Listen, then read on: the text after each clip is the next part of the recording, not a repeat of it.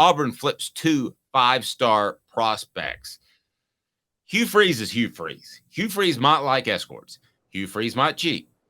But Hugh Freeze can evaluate talent, and he can recruit. He got one from Alabama, one from Georgia. How big of a threat is Hugh Freeze? And that takes us to today's tough question. Today's tough question is, who is Tennessee's biggest threat other than Georgia and Alabama? So you would agree that Georgia and Alabama to overcome are the two biggest threats, right? They're going to win most of the battles. Would you agree with that? Yeah, they're absolutely going to win most of the battles. And the thing is, Tennessee, since integration, when has Tennessee been at its best in football? The late 60s when Bear Bryant had lost his touch before the wishbone, and the 90s when Alabama and Georgia were both disasters of programs. So, I mean, that's when they thrive, is when Alabama or Georgia are not thriving. I just noticed on my Twitter that one has a blue check mark and one has a green check mark. Do we have any idea what that means? On X, you mean? We have, on the new porn site? Is that what it's become? Is that what Twitter has become? It looks like a thumbnail graphic for a porn site. All right. Today's tough question. Other than Alabama and Georgia, who's the biggest threat for the Vols in recruiting? Today's tough question. Take a side. Take a stand. The Dave Hooker Show, a presentation of offthehooksports.com. All right, so here are the 4 schools that I chose this morning, and you can vote on the Twitter. And it's off the hook. It's OTH Sports Media or the Dave Hooker. One has a blue check mark, one has a green check mark. I have no earthly idea why. But the 4 that I put up there were Auburn, Florida, South Carolina. Auburn because it's topical after the weekend that Hugh Freeze had. Auburn, Florida, South Carolina, and who was the 4th I had up there? The 4th you had up there was Ole Miss. Ole Miss. Because you got the Lane Kiffin tie. All right, so give me the results so far of the Twitter poll that we put up there, because I'm getting musked with my navigation of Twitter right now.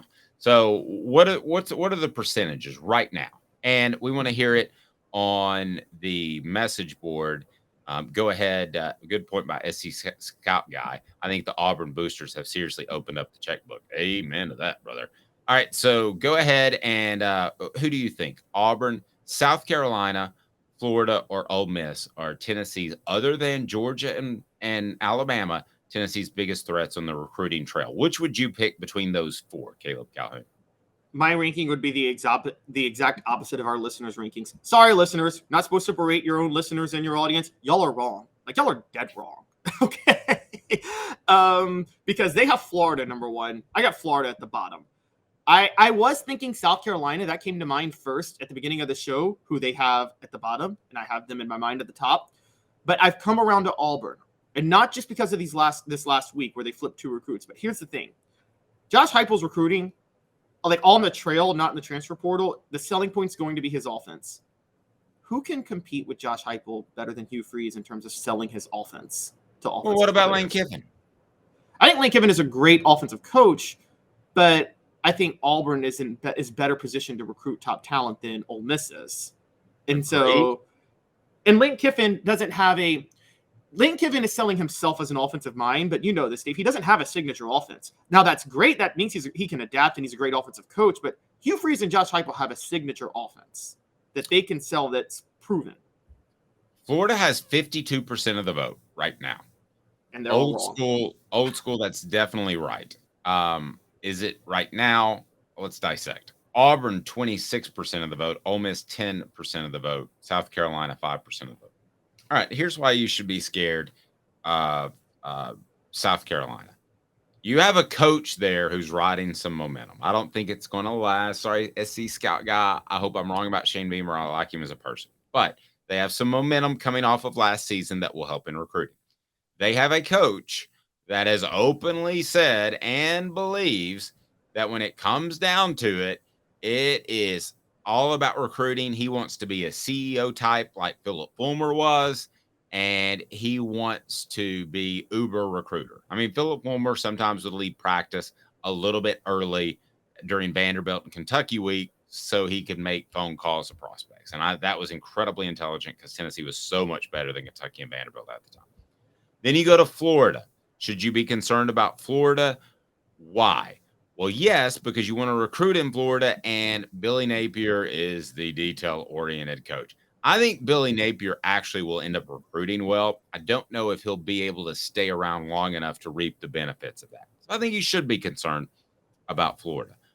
Auburn, to me, is the scariest one because of what SC Scout Guy said on our message board, and that is they're opening up the checkbooks. They're going to. They want that program to be significant. They see what Alabama is, and if you can even get in the ballpark of that, we're talking bukus of money.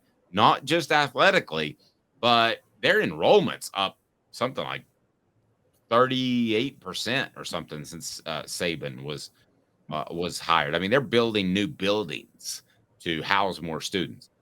Ole Miss, that would be my least concerning on this group right now. Long term, maybe.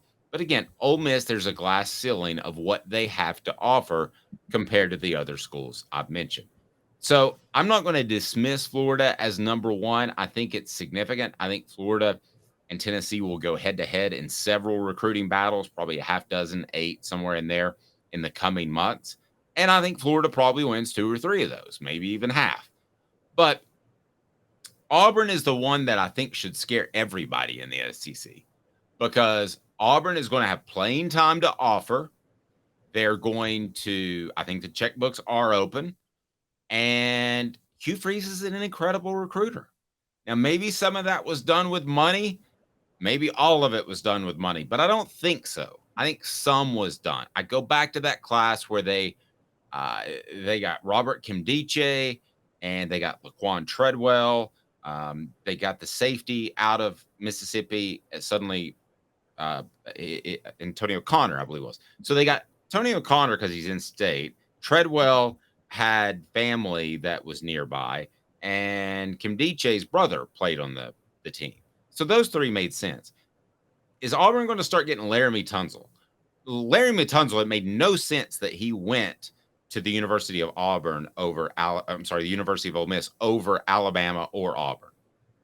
That was a pay guy. They paid him.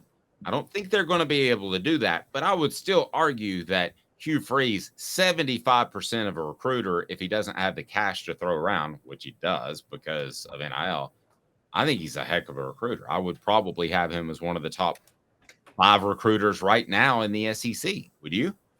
Yeah, easily. And the thing is, Hugh Freeze is such a good recruiter. He was able to be selective about who he went for at Ole Miss. People forget this, but Hugh Freeze's offensive philosophy is I don't want a receiver under 6'3". That's really the way he coaches and the way he goes about his offense. He wants all big receivers, and he purposely turned down smaller receivers who he could have gotten at Ole Miss, and he's doing the same at Auburn. Look, Josh Heupel is 1,000 times better of a human being than Hugh Freeze, but in terms of people who are like the most confident in their offense, it's Josh Heupel, Hugh Freeze, Chip Kelly. Those 3, they know their offense is going to work regardless of who they have in there, and they can be selective because of that to a certain degree. And Hugh Freeze's offense does have a track record, and he beat Nick Saban twice. So whatever you think of him, I mean, the guy is a very good coach, and he hit his ceiling at Ole Miss. I don't know how long he's going to last because, again, when you're a sociopath like Urban Meyer was, you can only last so long before it comes back to bite you. So I don't know how long he'll last at Auburn, but I mean, you get 6 good years out of him. Dave, look at Florida. They had 6 years with Urban Meyer. They'll take those 6 years and what they got in those 6 years any day of the week. It is interesting on our message board how it's all over the place. Travis says it's always going to be Auburn. SC Scout Guy said, I think the Auburn boosters have opened up the checkbook, which I mentioned. Rocky Top Tom says Auburn and South Carolina. SC Scout Guy says, I think it has to be Florida. Rocky Top Tom says, wait till Florida shocks some people this year and they start getting some 5-star talent down there. That NIL is going to go nuts in Gainesville. And all fairness, with the Jaden Rashada thing, I mean, they had a quarterback on campus and they didn't have the ability to pay him, which was bizarre. Can you imagine a free agent like, I don't know, pick any free agent. Aaron Rodgers goes to the Jets and they say, we're a little short on cash. I mean, Just so amateur. And that's what happened at Florida. I was told by Frank Frangie, who covers them, they've got their act together, and it's getting better. SC Scout guy says, I think Florida, if they get their act together, will be the biggest threat for big 5-star players. SC is a threat for all of the really solid 3- and 4-star players that you have to have.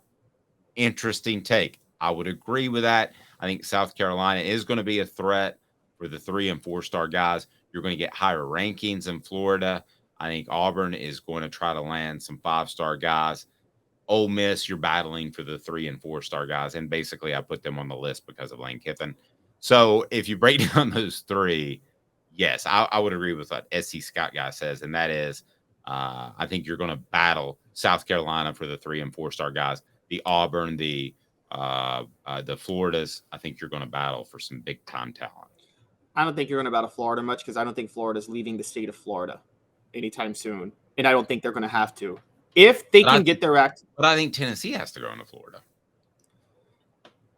Okay, so they might battle Florida for a couple of guys from Florida. That might be true. But I think Tennessee's going to battle Georgia and Alabama.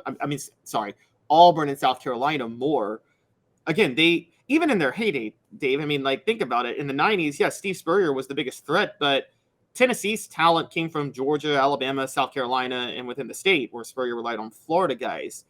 One thing that's scary to me about Florida, and the reason I say they're not going to go national anytime soon and won't have to, we just talked about Miami. For those who don't know, Miami's got another booster facing serious legal issues. Could really hold the program back. They could get in trouble again, even in the NIL era.